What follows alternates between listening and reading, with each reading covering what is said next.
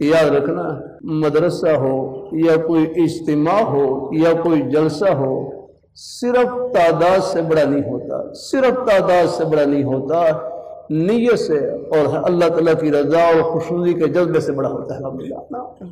अमीर शरीयत हज़रत सैयद अताउल्लाह शाह साहब बुखारी रहमतुल्लाह अलैह हमारे लाहौर मदरसे में मदरसा मुहम्मदिया है, उसके मोहतमिम थे हज़रत हाफिज़ मोहम्मद यूसुफ साहब रहमहुल्लाह ताला।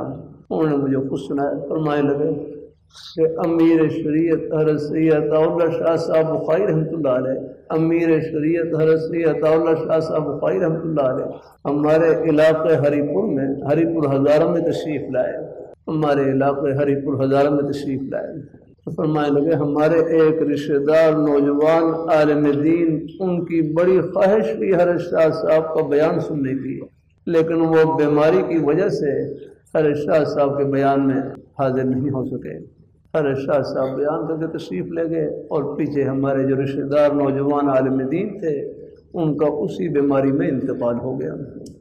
हज़रत अमीर शरीयत हज़रत सैयद अताउल्लाह शाह साहब बुखारी रहमतुल्लाह अलैह दोबारा इस इलाके में, दोबारा हरीपुर के इलाके में तशरीफ़ लाए तो हमारे कुछ रिश्तेदार हज़रत की खिदमत में हाजिर हुए। अर्ज़ की कि हज़रत हमारे एक ख़ानदान में एक नौजवान आलिम दीन थे, उनकी बड़ी ख्वाहिश थी आपका बयान सुनने की, लेकिन बीमारी की वजह से वो तशरीफ़ नहीं ला सके और उनका इंतकाल हो गया।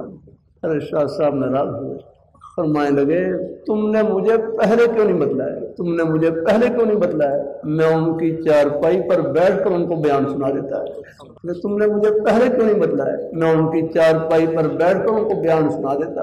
ये थे हमारे अकाबी हज़रात, लाखों के मजमे को जिनको खुश करने के लिए सुना रहे हैं, एक को भी उन्हीं को खुश करने के लिए सुना रहे हैं।